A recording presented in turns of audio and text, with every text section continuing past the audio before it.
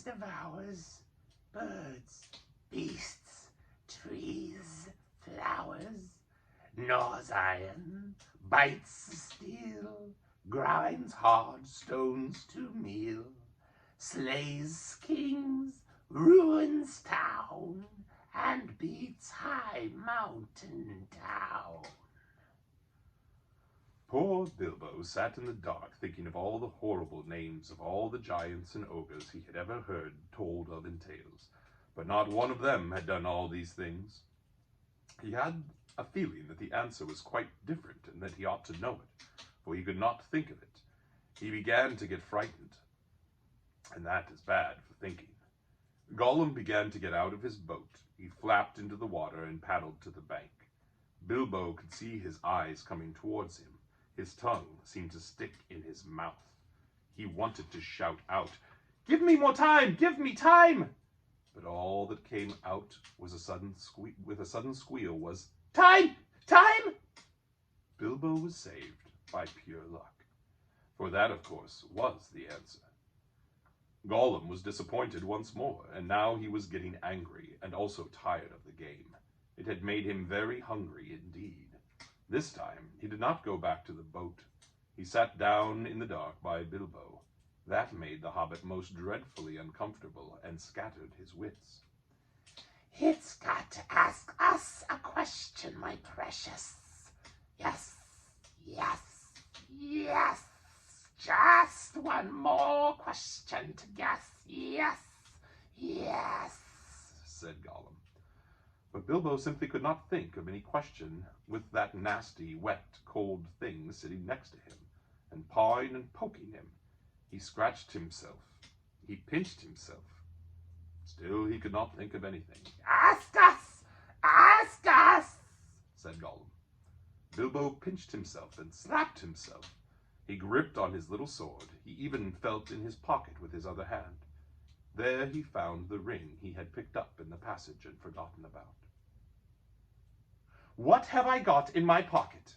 he said aloud. He was talking to himself, but Gollum thought it was a riddle, and he was frightfully upset. "Not fair! Not fair!" he hissed.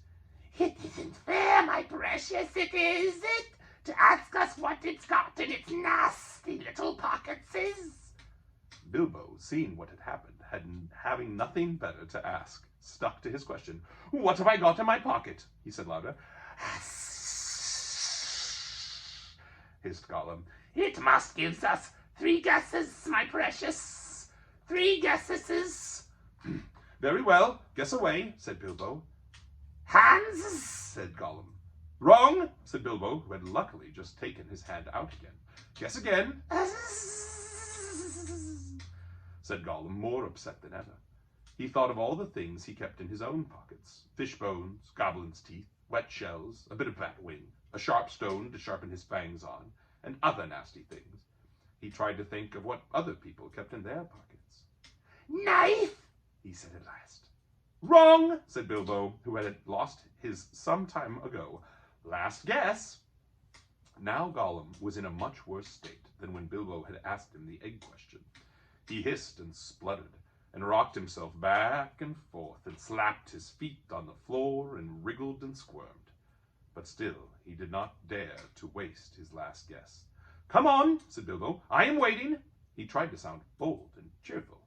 He did not feel at all sure how the game was going to end, whether Gollum guessed it right or not. "Time's up," he said.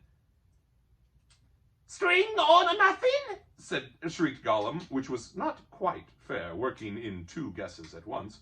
"Both wrong!" cried Bilbo, very much relieved, and he jumped at once to his feet, put his back to the nearest wall, and held out his little sword. He knew, of course, that the riddle game was sacred and of immense antiquity, and even wicked creatures were afraid to cheat when they played at it. But he felt he could not trust this slimy little thing to keep any promise at a pinch. Any excuse would do for him to slide out of it. And after all, that last question had not been a genuine riddle according to the ancient laws. But at any rate, Gollum did not at once attack him. He could see the sword in Bilbo's hand. He sat still, shivering and whispering. At last, Bilbo could wait no longer. "Well," he said, "what about your promise? I want to go. You must show me the way." Did we say so, precious? Show the nasty little dragons the way out? Yes, yes. What has it got in its pockets, Not string, precious, but nothing. Oh, no, Gollum. Never you mind, said Bilbo. A promise is a promise. Cross it is, impatient, precious, hissed Gollum. But it must wait, yes, it must. We can't go up the tunnels so hasty. We must go and get some things first. Yes, things to help us. Well, hurry up, said Bilbo, relieved to think of Gollum going away. He thought he was just making an excuse and did not mean to come back. What was Gollum talking about? What a useful thing could he keep out on the dark lake? But he was wrong. Gollum did mean to come back. He was angry now and hungry, and he was a miserable, wicked creature, and already he had a plan. Not far away was his island, of which Bilbo knew nothing, and there in his hiding place he kept a few wretched oddments, and one very beautiful thing. Very beautiful, very wonderful. He had a ring, a golden ring, a precious ring. My birthday present, he whispered to himself, as he had often done in the endless dark days. That's what we want now, yes, we want it. He wanted it because it was a ring of power, and if you slipped that ring on your finger, you were invisible. Only in the full sunlight could you be seen, and then only by your shadow, and that would be shaky and faint. My birthday present. It came to me on my birthday, my precious. So he had always said to himself, but who knows how Gollum came by that present ages ago in the old days when such rings were still at large in the world. Perhaps even the master who ruled them could not have said. Gollum used to wear it at first till it tired him, and then he kept it in a pouch next to his skin till it galled him, and now usually he hid it in a hole in the rock on his island, and was always going back to look at it. And still sometimes he put it on when he could not bear to be parted from it any longer, and when he was very, very hungry and tired of fish. Then he would creep along dark passages looking for stray goblins. He might even venture into places where torches were lit and made his eyes blink and smart, for he would be safe. Oh yes, quite safe. No one would see him, no one would notice him, till he had his fingers on their throat. Only a few hours ago he had worn it and caught a small goblin imp. How it squeaked!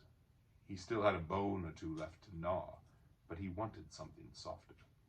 Quite safe, yes, he whispered to himself. It won't see us, will it, my precious?